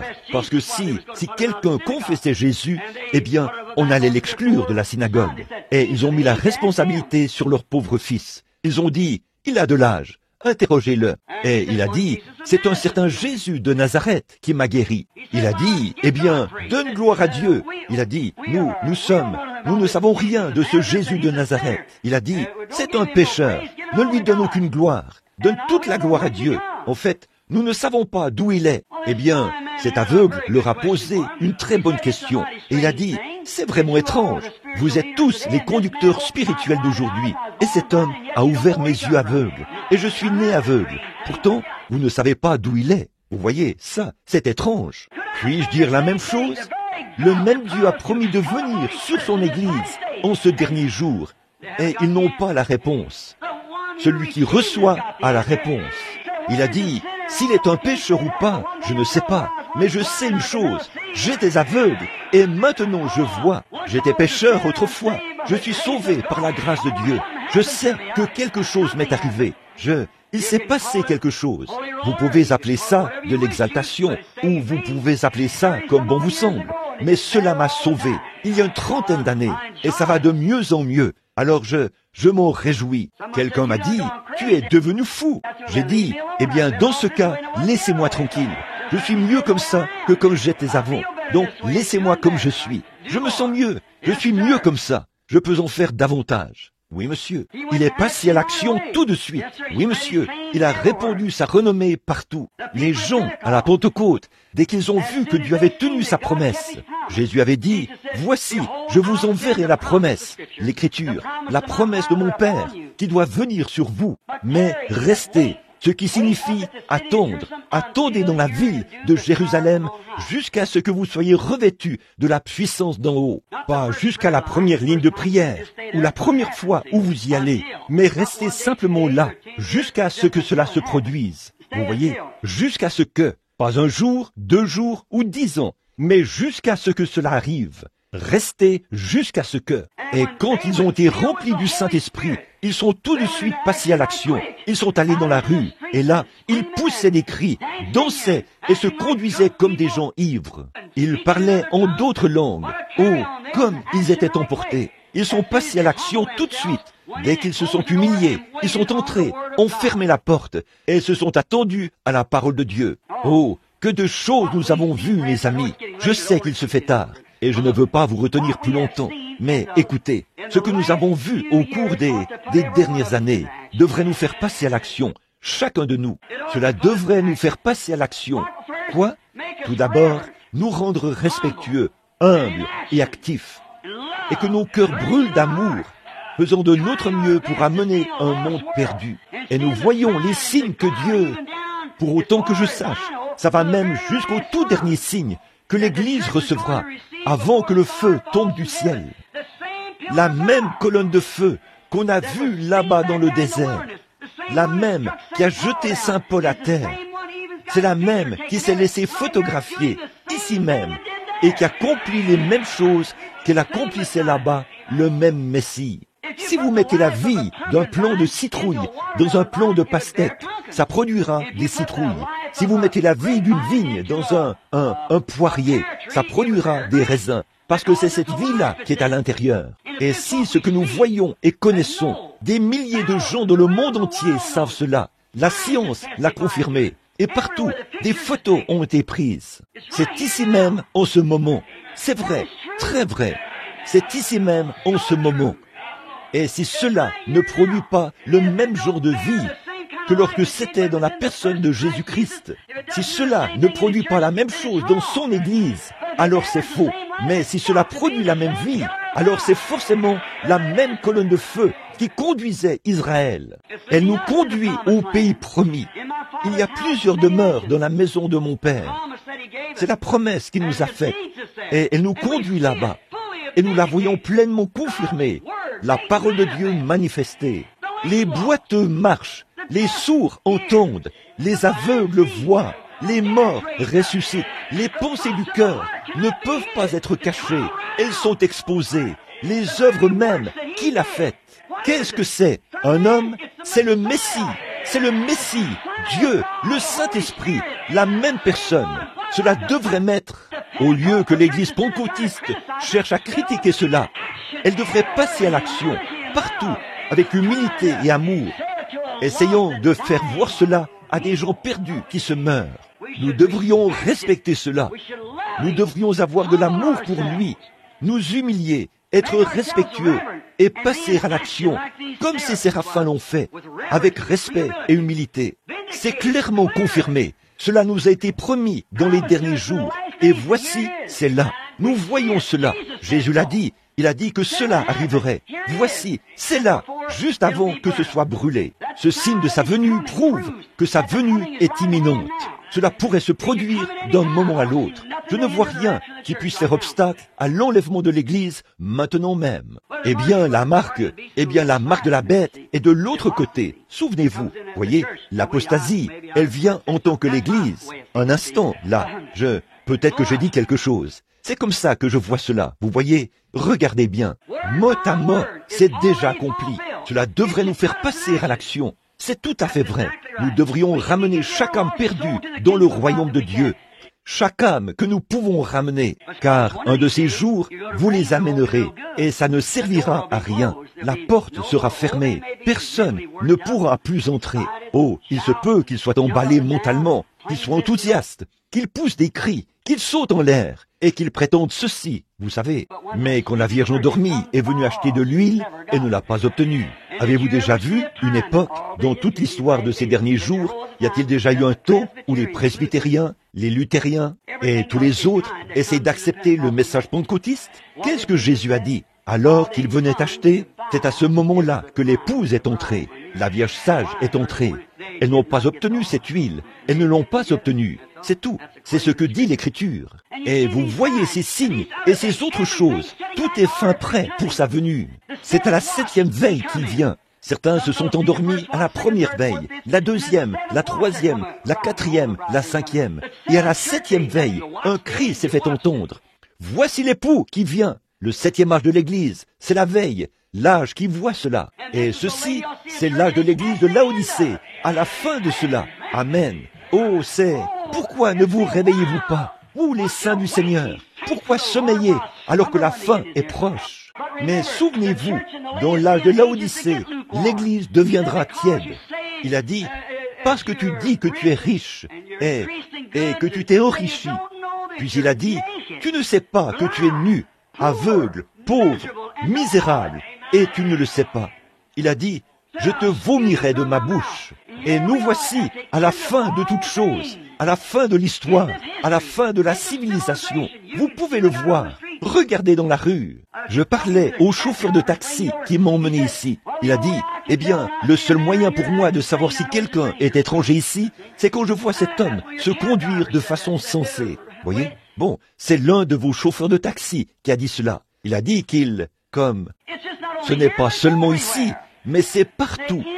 La fin de tout, comme les hommes sont cruels et toutes sortes de méchancetés qu'ils commettent. Le monde est perverti. Regardez dans les rues. Regardez donc ça. Oh là là. Partout. Pas seulement en Amérique. Partout. Eh bien, c'est un Sodome contemporain. Il ne reste rien d'autre à faire que de le brûler. Un point, c'est tout. Il sera nettoyé. Dieu le fera. Ces lois l'exigent. Il faut que ce soit fait comme ça. Quand la vie d'une tige de maïs arrive à son terme, elle doit être détruite. Quand la vie d'une fleur arrive à son terme, elle doit mourir. Et la civilisation est à son terme. La vie de l'âge de l'Église est à son terme. Le temps des dénominations est à son terme. C'est le temps de l'union. Il y a les Nations unies, l'Église unie et l'unité des efforts. De quoi est-ce le signe? De l'union entre Christ et son épouse. Voilà ce que c'est. Ce ne sont que des ombres et des types. On veut tout unir. C'est donc un signe. Christ est sur le point de s'unir à son épouse.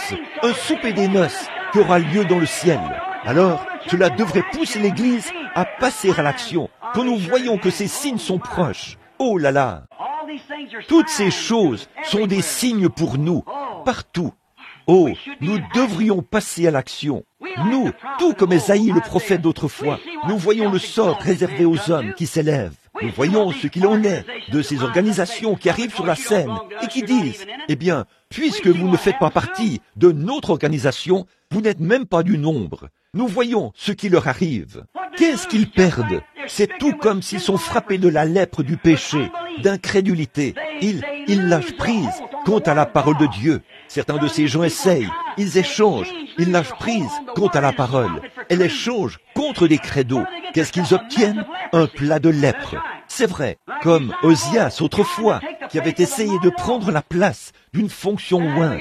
Et les gens n'ont rien d'autre qu'un doctorat ou quelque chose de ce genre. Dieu ne cherche pas un doctorat, il cherche des cœurs humbles, des gens qui croiront en lui. Mais nous avons pris des hommes et les avons instruits pour qu'ils deviennent des évêques et tout, des cardinaux, et que sais-je encore. On leur a donné suffisamment d'instructions pour gérer une fonction divine, avec une instruction charnelle. C'est le baptême du Saint-Esprit qu'il nous faut pour occuper cette fonction. C'est le Saint-Esprit qui est notre précepteur. C'est lui qui se fait connaître parmi nous, le signe de cette heure, des derniers jours. Mais nous, comme Ézéchias, ils s'est élevé. Ils se disent qu'ils peuvent prendre leur fonction. Regardez les effets qu'a eu la vision sur le prophète. Eh bien, il était prophète. Il était un vase auquel la parole du Seigneur devait venir. Il avait été choisi. Il était né prophète. Finalement, il a donné sa vie et il était scié en morceaux avec une scie. Mais nous voyons que ce grand prophète, lorsqu'il a vu cette vision du ciel et qu'il a vu les rangs, la façon dont Dieu préparait ses hommes, eh bien, cela a amené le prophète à confesser qu'il était un pécheur. Nous voulons être tellement grands et porter un genre de grand col tourné vers l'arrière, un genre de vêtement, vous savez, qui nous donne une apparence très sainte et très respectueuse. Il n'y a pas de sainteté en nous. Nous ne pouvons pas être saints. La sainteté vient de Dieu. Voyez? Certainement, ce n'est pas une église sainte, ce n'est pas une montagne sainte, c'est un Dieu saint. C'est vrai, pas un peuple saint, un Dieu saint.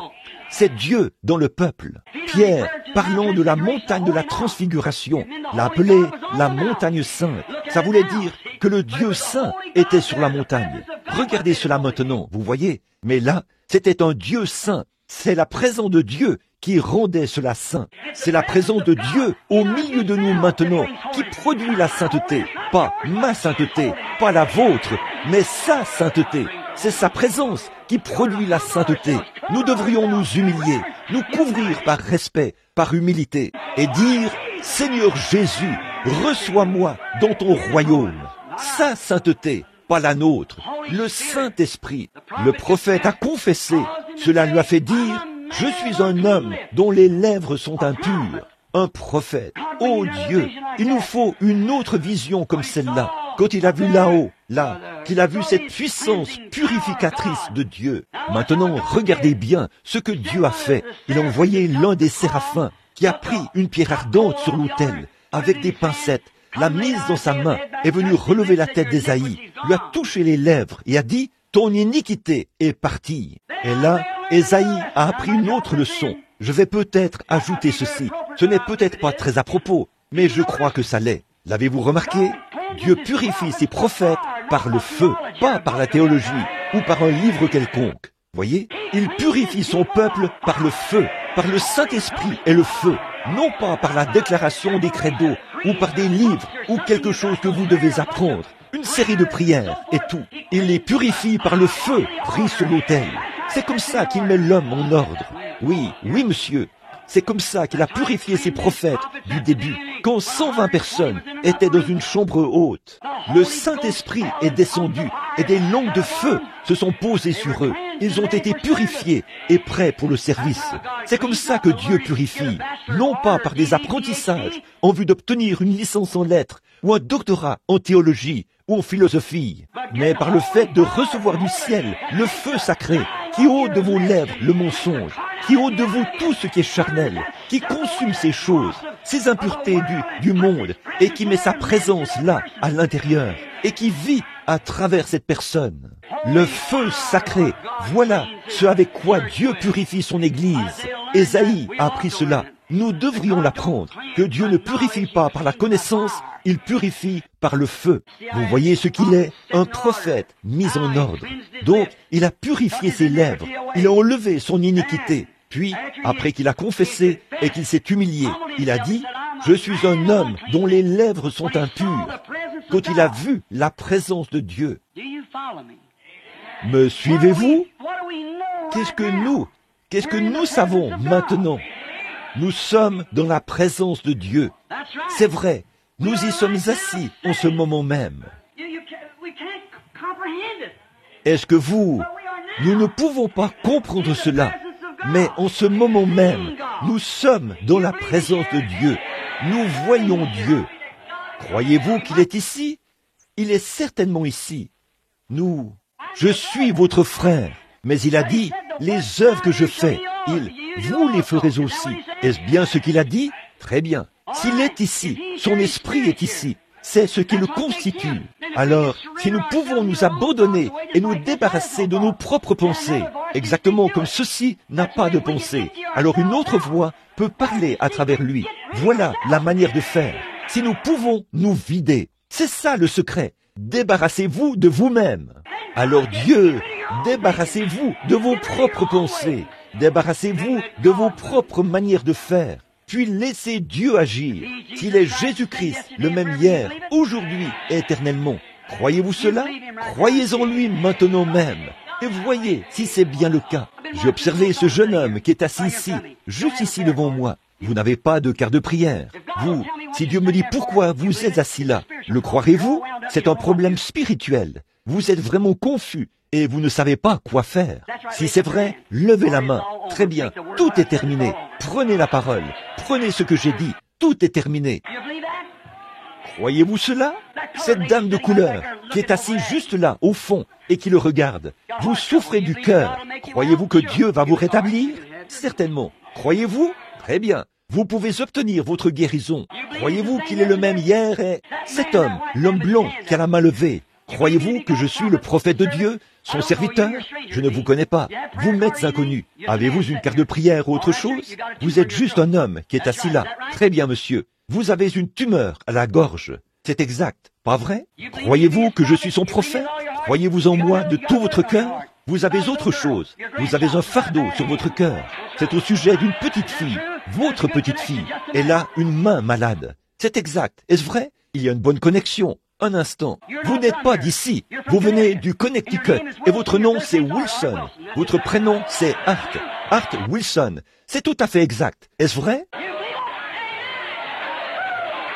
Le croyez-vous? Très bien. Il y a une dame qui est assise juste ici derrière. Une dame de couleur. On dirait qu'elle porte quelque chose comme un manteau jaune.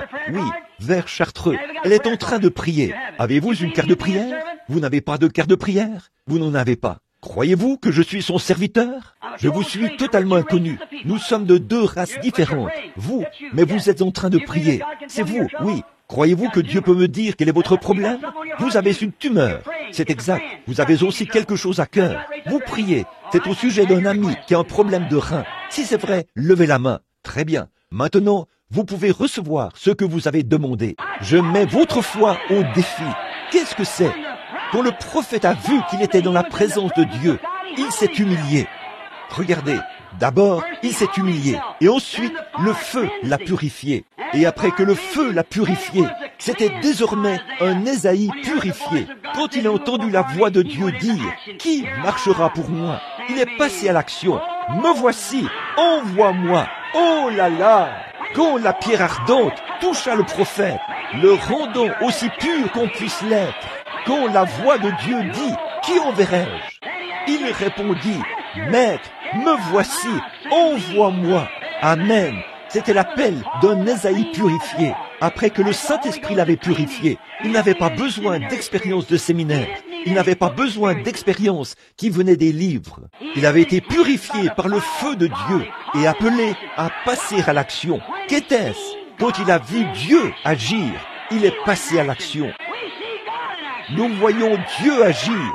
Il est temps pour l'Église de passer à l'action et d'être un exemple de ce qu'est Dieu. Croyez-vous cela?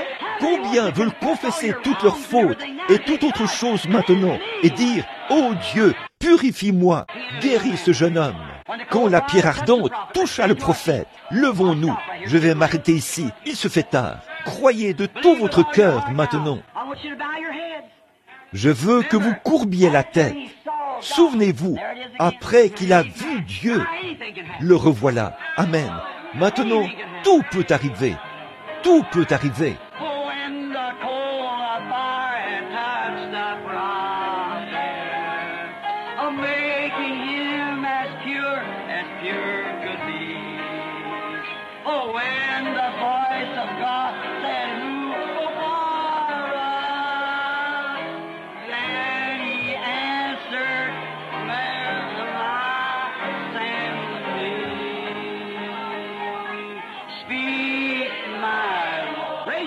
Levez les mains maintenant.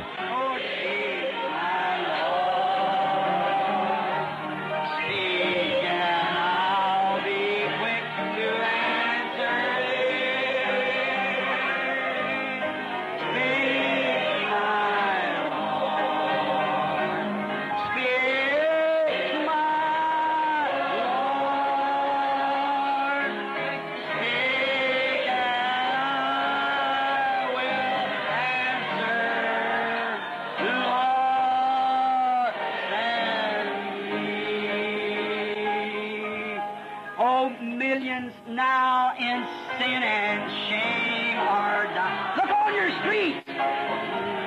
Oh, listen to their sad and bitter cry. Oh, hasten, brother, hasten to their rescue. Quickly answer, Master, here am I. Speak, my Lord. Soyez vraiment sincères maintenant.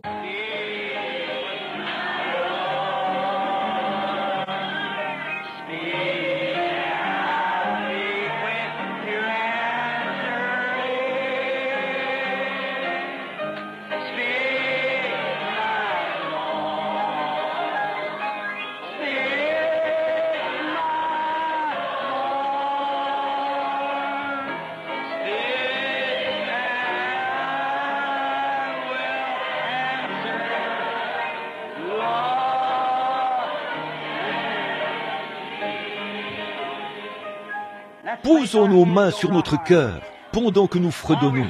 Faites votre confession. Dites, Seigneur, je suis un homme dont les lèvres sont impures. Je suis une femme dont les lèvres sont impures. Faisons une vraie confession.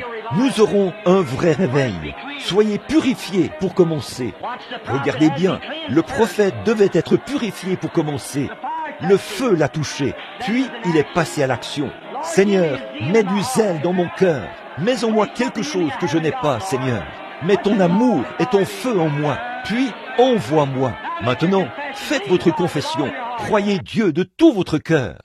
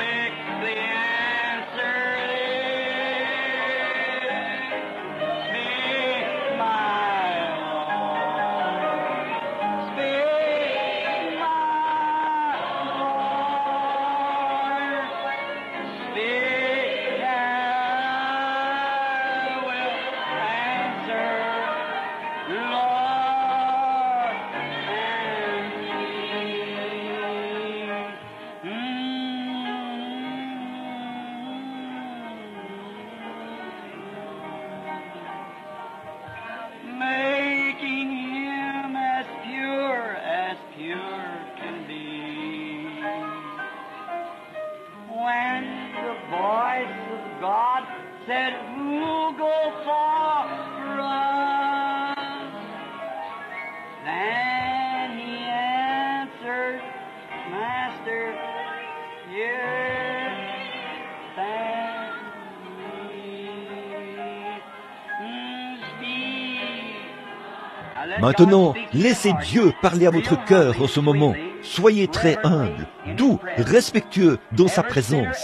Chaque pécheur et chaque saint, ceci nous concerne tous. Ça s'adresse à moi, ça s'adresse à tous. Sa présence est ici. Il est ici comme il a dit qu'il le serait. Le signe qu'il a dit que nous aurions, le voici. Pendant que la musique joue doucement, confessons simplement nos torts. De toute façon, je ne suis rien, Seigneur. Parle à mon cœur. Purifie-moi premièrement, Seigneur. Envoie le Saint-Esprit et purifie-moi. Je sais que je suis dans ta présence. Je te vois agir comme Ésaïe t'a vu. Ce lieu est rempli de, non pas de fumée là, mais rempli de lumière, rempli de gloire. Ô Seigneur Dieu, Créateur des cieux et de la terre, alors que nous avons ceci à l'esprit, nous voyons ce qui arrive aux gens enflés d'orgueil. Ils étaient tous des exemples pour nous. Nous voyons l'importance de l'humilité et la prière pour ceux qui sont sauvés. Père Céleste, je prie en ce moment même pour cet auditoire et pour moi-même. Seigneur, ôte de moi tout ce qui n'est pas de toi. Je veux que tu vives en moi, Seigneur. Je veux que ton esprit ait la prééminence. Je veux que tu vives si pleinement en moi, que je ne sois plus moi-même, que je marche, que je parle et que je vive en toi. Accorde-le, Seigneur. Me voici. Purifie-moi, Seigneur. Purifie cette Église. Purifie-nous tous.